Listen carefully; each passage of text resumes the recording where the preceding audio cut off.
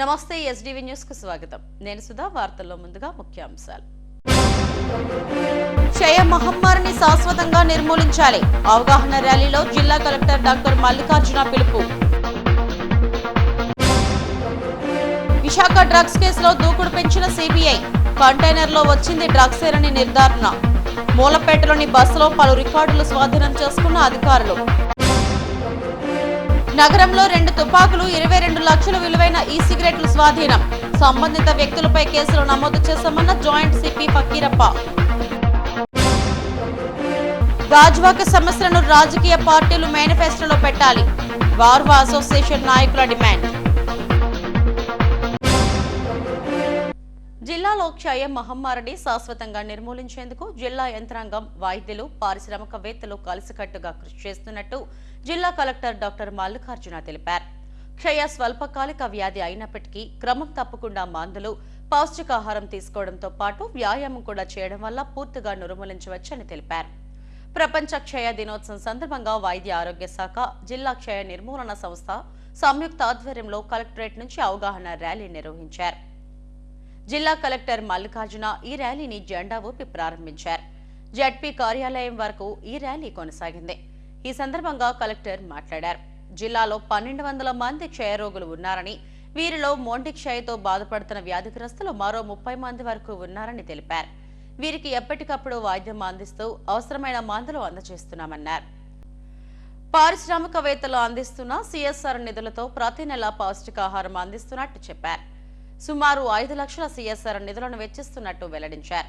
DM&HO doctor Jagadeeswara Rao, జిల్లా TB నియంత్రణ అధికారి డాక్టర్ సిహెచ్ పూర్ణేంద్రబాబు తదితరులు పాల్గొన్నారు.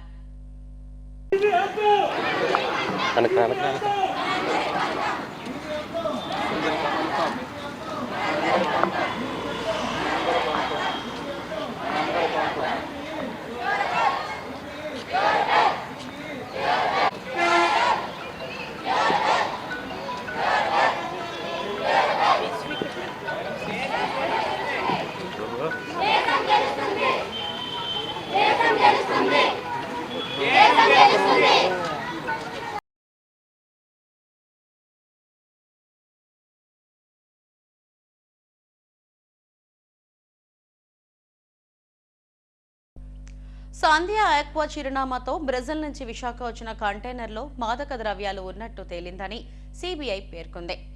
ఇనాక్టివ్ డ్రైడ్ ఈస్ట్ బస్తాలో మాదక ద్రవ్యాలు ఉన్నట్టు స్పష్టం చేసింది. ఓపీఎం, మార్ఫిన్, హెరాయిన్, యాంపిటమిన్, మొస్కలిన్ ఉనికి తెలుసుకునేందుకు 27 శాంపిల్స్ కు టెస్ట్ నిర్వహించగా అన్నిటిలోనూ డ్రగ్స్ ఉన్నట్టు తేలింది. ఏపీలో పెను ప్రకంపనలు రేపుతున్న డ్రగ్స్ వ్యాపారంపై పూర్తి వివరాలను సిబిఐ ఎఫ్ఐఆర్తో పాటు ఓ నివేదిక రూపంలో పొందుపరిచింది. సాంధ్య ఆక్వా చిరునామాతో బ్రెజిల్ నుంచి విశాఖ చేరిన ఇనాక్టివ్ డ్రైడ్ ఈస్ట్ నుంచి 49 నమూనాలు పరీక్షించగా 48 నమూనాల్లో కొకైన్ వంటి మాదక ద్రవ్యాలు ఉన్నట్టు తేలింది. 25,000 కిలోల ఇనాక్టివ్ డ్రైడ్ ఈస్ట్లోనూ ఈ డ్రగ్స్ ఉనికి ఉన్నట్టు స్పష్టమైందని సిబిఐ పేర్కొంది. ఎంత పరిణామంలో ఉన్నాయనేదే తేలాల్సి ఉంది. కనీసం 20% మేర డ్రగ్స్ కలగలిసి ఉంటాయనుకున్నా ఇంత భారీ మొత్తంలో చిక్కడం దేశంలో ఇదే మొదటిసారి కావచ్చు. ఇంతటి అతిపెద్ద అంతర్జాతీయ డ్రగ్స్ స్మగ్లింగ్ రాకెట్ను ఛేదించేందుకు సిబిఐ 55 గంటల సుదీర్ఘ ఆపరేషన్ కొనసాగించింది. బ్రెజిల్ నుంచి విశాఖకు ఒక కంటైనర్ వస్తుందని, అందులో భారీగా డ్రగ్స్ ఉన్నాయని ఈ నెల 18న ఇంటర్పోల్ నుంచి ఢిల్లీలోని సిబిఐ ప్రధాన కార్యాలయానికి మెయిల్ అందింది. దాన్ని పట్టుకొని తనిఖీ చేయాలని అందులో చూపించింది. అప్పటికప్పుడు ఢిల్లీ నుంచి విశాఖ చేరుకున్న సిబిఐ అధికారులు, కస్టమ్స్ అధికారుల సహకారంతో డ్రగ్స్ గుట్టును బట్టబయలు చేశారు. ఇందులో భాగంగానే రాష్ట్రంలోని పలు ప్రాంతాల్లో సాంధ్య ఆక్వా ఎక్స్పోర్టుకు సంబంధించిన కార్యాలయాలపై కూడా సిబిఐ సోదాలు నిర్వహించింది. పిఠాపురం మండలంలోని కొత్తపల్లి మండలం మూలపేటలోని సంస్థ కార్యాలయంలో తనిఖీలు నిర్వహించింది. అయితే కొద్ది రోజులుగా అక్కడ బస్సు నిలిపి ఉంచడాన్ని గమనించింది. ఈ బస్సును తనిఖీ చేయగా అందులో డ్రగ్స్ కేసులో ఉన్న సాంధ్య కంపెనీకి చెందిన అనేక ఫైల్స్ లభ్యమయ్యాయి. దీని ఆధారంగా కూడా కేసును మరింత లోతుగా దర్యాప్తు చేస్తున్నారు. ఎన్నికల వేళ పోలీసులు తనిఖీలు ముమ్మరం చేశారు. చెక్ పోస్ట్, వాహన తనిఖీల్లో నిషేధిత సిగరెట్లు, గన్లు, రివాల్వర్లు, నాటు తుపాకీలు లభ్యమవుతున్నాయి. వీటిని స్వాధీనం చేసుకుని వారిపై కేసులు నమోదు చేస్తున్నారు. విశాఖ నగరంలో ఒక రివాల్వర్, పిస్టల్ను పోలీసులు గుర్తించారు. అలాగే నిషేధిత ఈ సిగరెట్లు కూడా స్వాధీనం చేసుకున్నారు.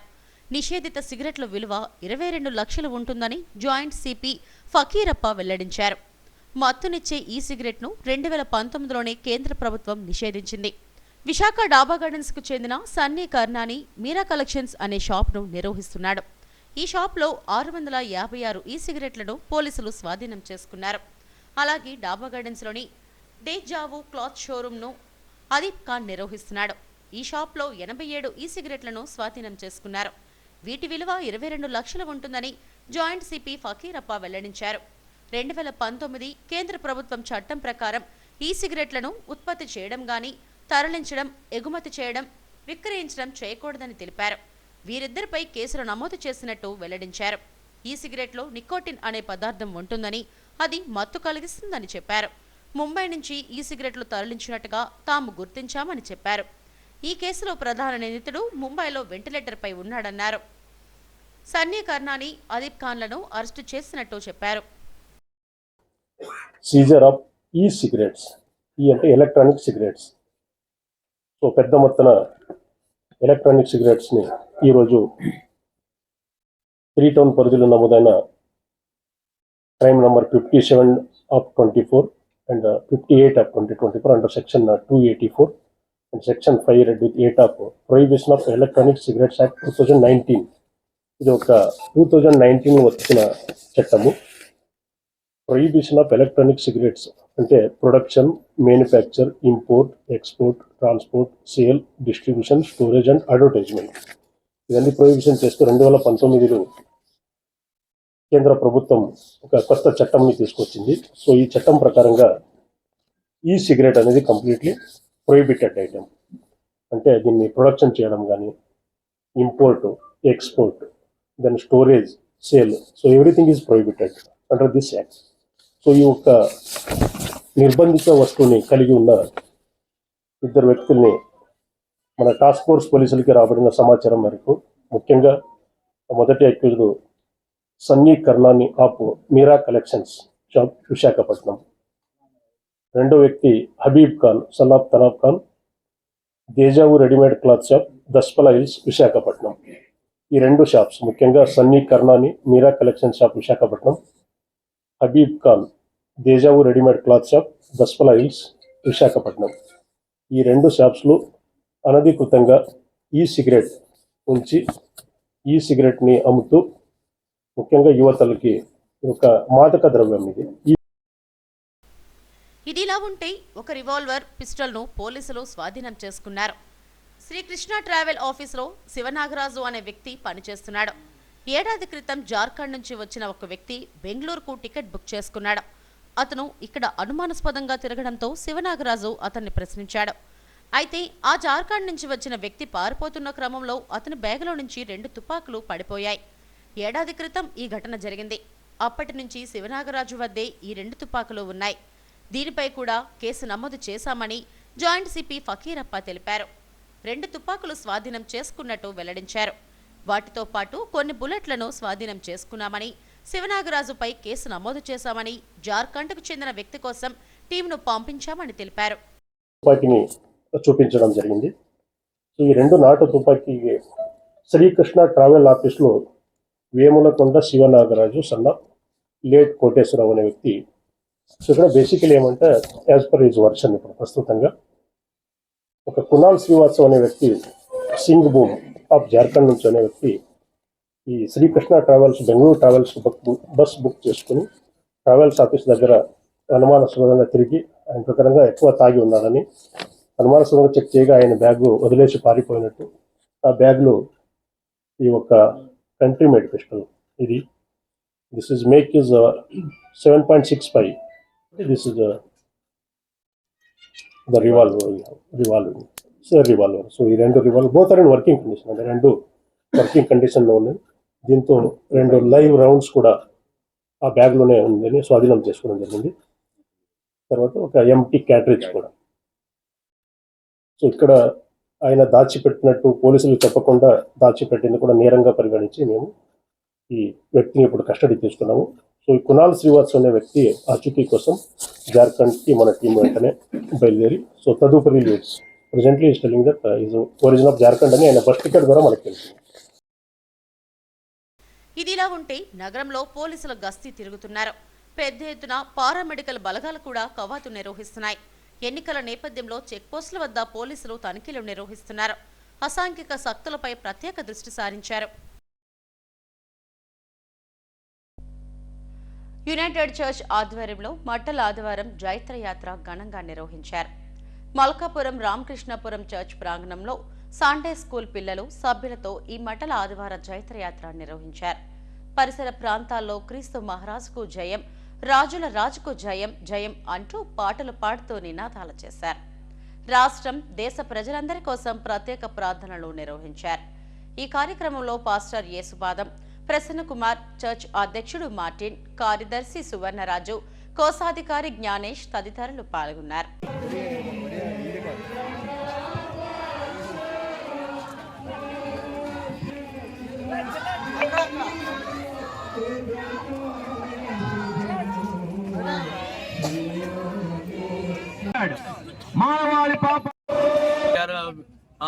Processing and we are saying Hosana Jai Jai, Hosana Jai Jai. దావీదు కుమారునికి జయము జయము, ప్రభు పేరట వచ్చి వాడు స్తుతింపబడును గాక.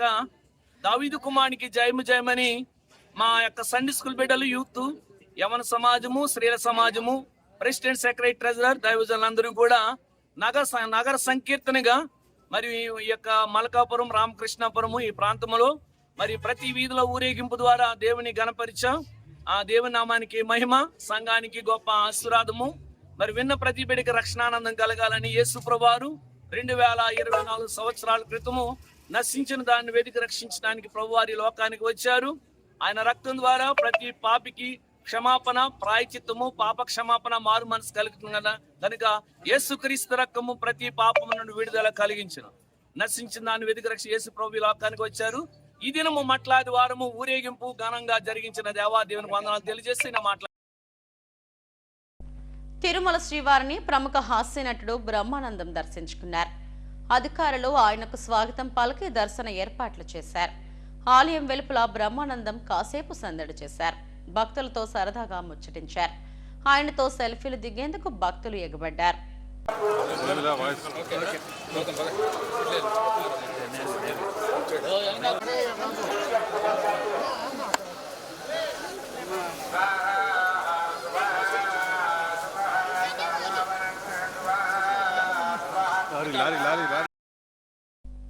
గాజువాక్లోని పెండింగ్ సమస్యలపై వార్వావ్ నివాస ప్రతినిధులు గళమెత్తారు. రాజకీయ పార్టీలు ఈ సమస్యలను తమ మేనిఫెస్టోలో పెట్టాలని డిమాండ్ చేశారు. గాజువాక నియోజకవర్గంలో అనేక సమస్యలు పెండింగ్ లో ఉన్నాయి. ప్రధానంగా డంపింగ్ యార్డ్, అగనంపూడి టోల్గేట్ వంటి సమస్యలు ఎన్నో ఏళ్ల నుంచి పరిష్కారానికి రోచుకోవడం లేదు. ముఖ్యంగా శీలానగర్ నుంచి కూర్మన్పాలెం వరకు ట్రాఫిక్ సమస్య వేధిస్తుంది. జనావాసాల మధ్యలోని డంపింగ్ యార్డ్, స్టేడియాలు, కళ్యాణ మండపాలు, పార్కులు, డ్రైనేజీ సమస్యలు గాజువాకను పట్టి పీడిస్తున్నాయి. ముఖ్యంగా కొండవాలు ప్రాంతాలు ఎటువంటి అభివృద్ధికి నోచుకోలేదు. దువ్వాడ స్టేషన్ రోడ్లో కొండవాలు ప్రాంతాలకు మెట్ల మార్గంలో బెల్ట్ షాపులు ఏర్పాటు చేయడం వల్ల ప్రజలు అనేక ఇబ్బందులు ఎదుర్కొంటున్నారు. పబ్లిక్ టాయిలెట్లు, మంచినీటి సమస్య, కాలుష్యం వంటి సమస్యలు ఇక్కడ వెంటాడుతున్నాయి. పారిశ్రామిక ప్రాంతాల్లో అయితే కాలుష్యం వల్ల ప్రజలు అనేక విధాలుగా అనారోగ్యం బారిన పడుతున్నారు. వీటన్నిటి సమస్యల పట్ల ప్రజా ప్రతినిధులు స్పందించి తమ మేనిఫెస్టోలో పొందుపరిచి అమలు చేయాలని వార్వా నివాస ప్రధాన కార్యదర్శి డాక్టర్ రమేష్ కుమార్ డిమాండ్ చేశారు. గాజువాకలో ఆయన మీడియాతో మాట్లాడారు. దశాబ్దాలుగా ఈ సమస్యలన్నీ పెండింగ్ లో ఉన్నాయని రమేష్ కుమార్ ఆందోళన వ్యక్తం చేశారు. అందులో పెదగంటాడ, గాజువాక, అగనంపూడిలో సుమారు 12 కొండల వరకు ఉన్నాయి. ఆ కొండ ప్రాంతాల్లో సుమారు 1,25,000 మంది వరకు నివసిస్తున్నారు. వాళ్ళకి సరైనటువంటి మెట్ల మార్గం కానీ ఏమి కూడా ప్రభుత్వం నిర్మించట్లేదు. ట్యాక్సుల విషయం దగ్గరకు వచ్చేసరికి ఎక్కడ కూడా వెనుకంజ వేయట్లేదు. నెక్స్ట్ ఇంకో దురదృష్టకరమైన విషయం ఏంటంటే బెల్ట్ షాపులు, గంజాయి అయితే సాధారణ మంచినీరు కంటే చాలా విరివిగా లభిస్తుంది. దీని విషయంలో కలెక్టర్ గారి దృష్టికి కూడా ఇంతకుముందు తీసుకెళ్లడం జరిగింది. ఆయన ప్రత్యేకమైన నిఘా పెడతామంటున్నారు, కానీ ఇంతవరకు కూడా ఈ గంజాయి, ఈ బెల్ట్ షాపుల మీద ఏ రకమైనటువంటి చర్యలు తీసుకున్నటువంటి దాఖలాలు పోలేదు. ఇంకో దురదృష్టకరమైన విషయం ఏంటంటే పబ్లిక్ టాయిలెట్లు అక్కడ హై స్కూల్ రోడ్ జంక్షన్ నుంచి ఆటో నగర్ వరకు సుమారు పావుదకు 2 కిలోమీటర్లు ఉంటుంది. కనిజ రోడ్డు మొత్తం 3 కిలోమీటర్లు ఉంటుంది. ఎక్కడ చూసినా సరే కనీస టాయిలెట్ లేదు. కనిజ రోడ్లో చూస్తే ప్రతిరోజు 1,500,000 మంది ప్రయాణిస్తారు. హై స్కూల్ రోడ్లో చూస్తే కనీసం 1,00,000 మంది ప్రయాణిస్తారు. అందులో విద్యుతమైన టాయిలెట్ లేకపోవడం అనేది చాలా దురదృష్టకరమైనటువంటి పరిస్థితి. అగనంపూడి టోల్గేట్ అండి ముఖ్యంగా చెప్పేది. అగనంపూడి టోల్గేటు ముఖ్యంగా ఏంటంటే పురపాలక సంఘ పరిధిలో టోల్గేట్లు అనేది ఉండకూడదని చెప్పేసి చట్టం ఉన్నప్పుడు కూడా వివిధ రాజకీయ కారణాల వల్ల, కొంత రాజకీయ ఒత్తిడి వల్ల మళ్ళీ దాన్ని ప్రారంభించడం అనేది జరిగింది. ఖచ్చితంగా దీన్ని ఇమీడియట్గా ఎత్తేయాలని చెప్పేసి మేము డిమాండ్ చేస్తున్నాం. రాబోయే ఎన్నికల్లో పోటీ చేసే అభ్యర్థులు అందరూ కూడా ఈ టోల్గేట్ ఎత్తేస్తామని చెప్పేసి వాళ్ళ ఎన్నికల ప్రణాళికల్లో పెట్టాలని చెప్పేసి వాళ్ళందరినీ కోరుతున్నాం. ఇంక రెండో విషయం ఏంటంటే డంపింగ్ యార్డ్స్ అనేది రామచంద్ర నగర్ దగ్గర డంపింగ్ యార్డ్ అనేది ఉంది. మొత్తం పట్టణంలో ఉన్న గాజువాక పట్టణ పరిధిలో ఉన్న అంతా మొత్తం చెత్తను అందరూ తీసుకొచ్చి అక్కడ పెడుతున్నారు. అక్కడ ప్రధానంగా ఒక 10 కాలనీలు, రామచంద్ర కాలనీ, గోపాలరెడ్డి నగర్, తర్వాత స్వతంత్ర కాలనీ, నడుపూరు, అన్ని గ్రామాలు కూడా చాలా ఇబ్బంది పడుతున్నారు, అనారోగ్యాలు పాలవుతున్నారు. దాన్ని డంపింగ్ యార్డ్ని కూడా ఇమీడియట్లీగా షిఫ్ట్ చేయాలని చెప్పి గాజువాకలో నివాసం ఉంటున్న ప్రజలు నిత్యం ఏదో ఒక సమస్యతో సతమతమవుతున్నారని ఆందోళన వ్యక్తం చేశారు. నేతలు ఎన్నికల్లో వచ్చి హామీలు ఇవ్వడమే తప్ప ఈ సమస్యను పరిష్కరించడం లేదని ఆవేదన వ్యక్తం చేశారు.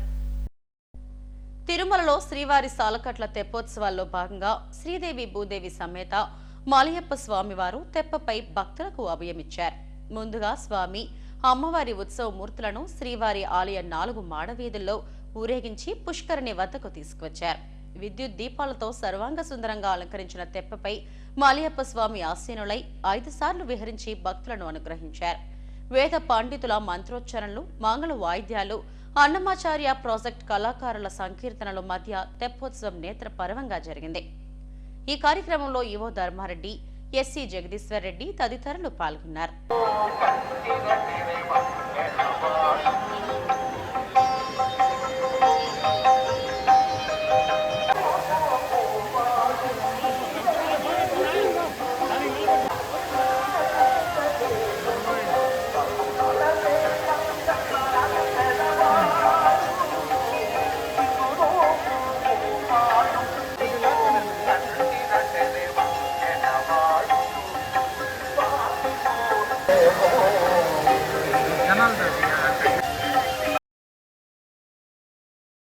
విశాఖలో పెద్ద ఎత్తున డ్రగ్స్ పట్టుబట్టడం వల్ల ఆ ప్రభావం ఎగుమతులపై పడనుందని Visakha mechanised boat operators association అధ్యక్షుడు జానకిరామ్ ఆందోళన వ్యక్తం చేశారు.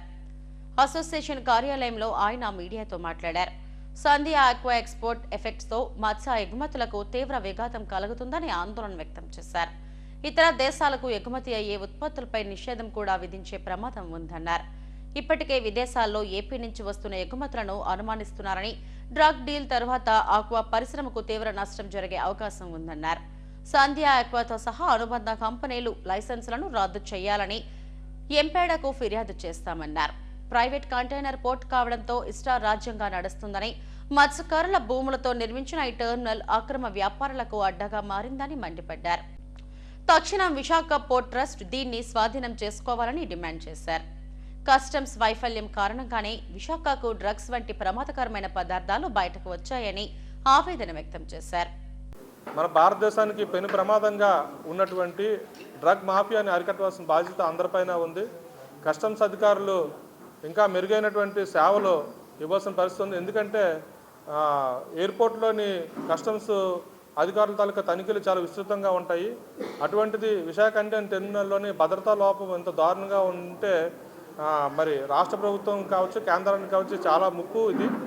దాంతోపాటు మత్స్య పరిశ్రమ కూడా ఎక్కువ ఇంపాక్ట్ పడేటువంటి పరిస్థితి ఉందని చెప్పి సందర్భంగా తెలియజేస్తాము. ఏ విధంగా అంటే ఇప్పుడు సంధ్య ఆక్వా ఎక్స్పోర్ట్స్ పేరిట ఇవన్నీ కూడా దిగుమతి చేసుకోవడం వల్ల మరి మన భారతదేశంలో ఉన్నటువంటి ఎక్స్పోర్టర్స్ అందరూ కూడా, ఆక్వా ఎక్స్పోర్టర్స్ అందరూ కూడా ఇటువంటి నార్కోటిక్స్ డ్రగ్స్ని దిగుమతి చేసుకుంటున్నారు అనేది ఒక తప్పుడు సమాచారం. అదేవిధంగా వీళ్ళు పంపించే మత్స్య ఉత్పత్తుల్లో కూడా ఈ డ్రగ్స్ని ఎక్స్పోర్ట్ చేస్తారనేటువంటి తప్పుడు సందేశాన్ని ప్రపంచ దేశాలకు ఇచ్చేటువంటి పరిస్థితి ఉంది. దానివలన ఆక్వా ఎక్స్పోర్ట్స్ మొత్తం కూడా కుదేలైపోయే పరిస్థితి ఈరోజు పరిణమించింది. దీన్ని సీరియస్గా తీసుకోవాలని చెప్పి కేంద్ర ప్రభుత్వాన్ని కోరుతా ఉన్నాము. అదే ప్రైవేటైజేషన్స్ అనేది ఒక ముఖ్య భూమికి అయిపోయింది. ఈరోజు కేంద్ర ప్రభుత్వానికి ప్రతిదీ ప్రైవేటైజేషన్ చేయడం వల్ల ఈరోజు విశాఖ పోర్ట్ అథారిటీకి ఇచ్చిన భూముల్ని VCTPL ఒక ప్రైవేట్ సంస్థకి ఇవ్వడం వల్ల వాళ్ళ తాలూకా భద్రతా లోపం వల్ల ఈరోజు ఇంత వేల కోట్ల రూపాయల డ్రగ్స్ అన్నీ కూడా మన విశాఖపట్నంకి రావటము, ఇది ఏదైతే ఇన్యాక్టివ్ డ్రై ఈస్ట్ ఉందో దాని రూపంలో ఈరోజు దాదాపుగా ఈ మాదక ద్రవ్యాలన్నీ కూడా మన రాష్ట్రానికి రావడం జరిగింది.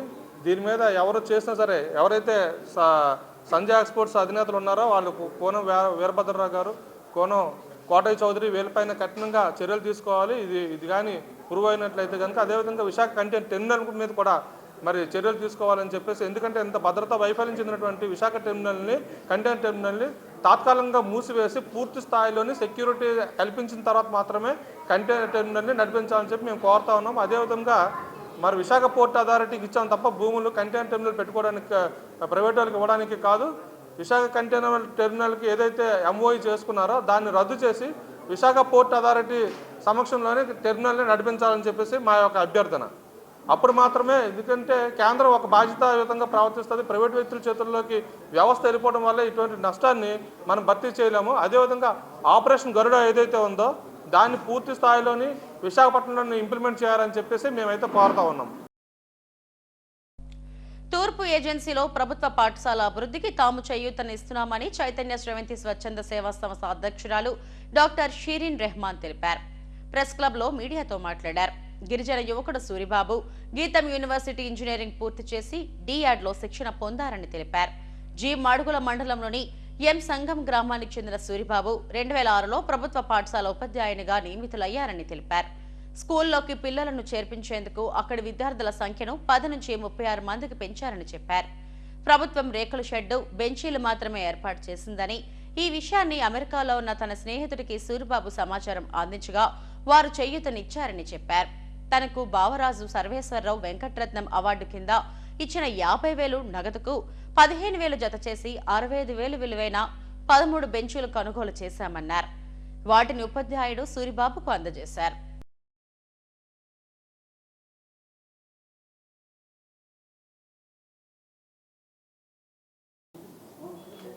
ఒక ఉండి లేకుండా పూరిపాక లాంటిది, దానికి కూడా స్కూల్ పిల్లలు 5-6 వచ్చేవారంట.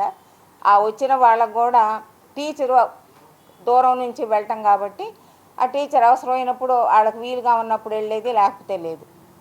అలాంటి స్కూల్లో, అలాంటి గ్రామంలో వాళ్ళందరినీ, వాళ్ళ గ్రామస్తుల్ని మోటివేట్ చేసి వాళ్ళందరితో ఒక పెద్ద పాక వేయించి ఆ పాకలో ఇతను టీచర్గా జాయిన్ అయ్యి, గవర్నమెంట్ టీచర్, ఇప్పుడు టీచర్గా జాయిన్ అయ్యి మొదట 5-6, 10 మంది కూడా లేని స్కూల్ని ఇప్పుడు ప్రస్తుతం 36 మందిని చేశారు. 2009లో గవర్నమెంట్ తరఫు నుంచి కూడా బిల్డింగ్ శాంక్షన్ అయితే ఆ బిల్డింగ్ కూడా కట్టుకోలేని పరిస్థితి, ఎందుకంటే రోడ్లే లేవు అసలు. ఇప్పుడు మొన్న వీడియో తీసినప్పుడు కూడా వాళ్ళు కొంత కాలినడకన, కొంత ఏమో బైక్ మీద అలా వెళ్ళటం జరుగుతుంది. అలాంటి ప్రదేశంలో ఫండ్స్ కూడా తిరిగి వెళ్ళినాయి కానీ వాళ్ళకి బిల్డింగ్ అయితే రాల. ప్రస్తుతం ఉన్నది ఇప్పుడు గవర్నమెంట్ కొంత సహకరించి ఏదో రేకుల షెడ్ లాంటిది ఒక రూమ్ వేసినట్టున్నారు. ఇప్పుడు ఈయనతో పాటు ఇంకొక టీచర్ని కూడా అపాయింట్ చేశారు. అంటే ఇప్పుడు ప్రస్తుతం 2 టీచర్లు అన్నమాట. వారికి తఫాలుగా బెంచెస్ ఇస్తారంట. ఆ బెంచెస్ సరిపోవటం లేదని అనుకోకుండా, మరి తనకి ఎందుకు ఉద్దేశం కలిగిందో తెలియదు కానీ వీళ్ళ గీతం గ్రూప్లో పెట్టడం జరిగింది. అది అమెరికాలో ఉన్న వీళ్ళ ఫ్రెండ్స్, క్లాస్మేట్స్ వీళ్ళందరూ కలిసి నాకు బసవరాజు సర్వేశ్వరరావు గారు, బావరాజు వారు మేము ఉమెన్ ఆస్పెక్ట్లో బాగా చేస్తున్నామనే ఉద్దేశంతో ఒక అవార్డు వీరి ఆధ్వర్యంలోనే నాకు ఇవ్వటం జరిగింది. అది క్యాష్ ప్లస్ సర్టిఫికేట్ కూడా ఇచ్చారు. Award of excellence in women development అనేది. సరే, దానికి క్యాష్ అవార్డుతో పాటు వచ్చిన 50,000తో పాటు మిగిలినది ఎంతైతే కావాలో అంతా చైతన్య స్రవంతి తరఫు నుంచి కలిపి వారి స్కూల్ని డెవలప్ చేయడానికి, బెంచీలు అయితే బెంచీలు, ఇంకేదైనా కావాలన్నా కూడా అది గవర్నమెంట్ స్కూల్ అయినప్పటికి కూడా వీళ్ళ తపన చూసిన తర్వాత మేము కూడా ఇతోధికంగా సహాయం చేయాలనే ఉద్దేశంతో విజయవాడ పండిట్ నెహ్రూ బస్టాండ్లో బ్లేడ్ బ్యాచ్ వీరంగం సృష్టించింది. ప్రయాణికులు, ఆర్టీసీ సిబ్బంది భయభ్రాంతులకు గురై పరుగులు తీశారు. తెల్లవారుజామున 4 గంటల సమయంలో యాచకులు, బ్లేడ్ బ్యాచ్ కలిసి అక్కడున్న పోలీసులు, ఆర్టీసీ సిబ్బందిపై దాడి చేశారు. వీరంతా బస్టాండ్లోని బెంచీలను ఆక్రమించుకుని నిద్రపోతున్నారు. ప్రయాణికుల ఫిర్యాదుతో వారిని పంపించేందుకు పోలీసులు, ఆర్టీసీ సిబ్బంది చర్యలు చేపట్టారు. ఈ క్రమంలో వారిని లేపడానికి ప్రయత్నించగా బ్లేడ్ బ్యాచ్ ఒక్కసారిగా వారిపైకి దాడికి దిగారు. దాడి చేసేందుకు ఒక్కసారిగా 100 మందికి పైగా దూసుకువచ్చారు. బ్లేడ్లతో దాడులు చేయడంతో పోలీసులు, ఆర్టీసీ సిబ్బంది పరుగులు తీశారు. సాంబయ్య అనే ఆర్టీసీ అవుట్సోర్సింగ్ ఉద్యోగికి గాయాలు కూడా అయ్యాయి. విషయం తెలుసుకున్న మరికొంతమంది పోలీసులు రావడంతో నిందితులు అక్కడి నుంచి పరారయ్యారు. కొంతమందిని అదుపులోకి తీసుకుని స్టేషన్కు తరలించారు.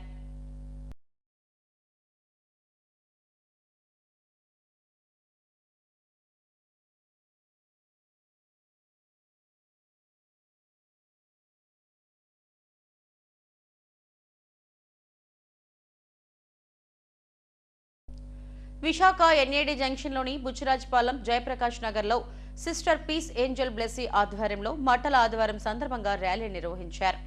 యేసుక్రీస్తుకు సిలువ వేసే 5 రోజుల ముందు యెరూషలేంలో యూదులు మట్టలు పట్టుకుని క్రీస్తును ఊరేగిస్తారు. ఆ ఆనవాయితీ ప్రకారం క్రైస్తవులందరూ ప్రపంచమంతటా వారి వారి చర్చి వీధుల్లో సండే స్కూల్ పిల్లలు, యూత్ సభ్యులు మట్టలు పట్టుకుని ఊరేగింపు నిర్వహిస్తారు. స్థానిక బుచ్చిరాజపాలెం, జయప్రకాష్ నగర్లో ఉంటున్న యెరూషలేము ప్రార్థనా మందిరం ఆధ్వర్యంలో ఈ కార్యక్రమాన్ని ఘనంగా నిర్వహించారు.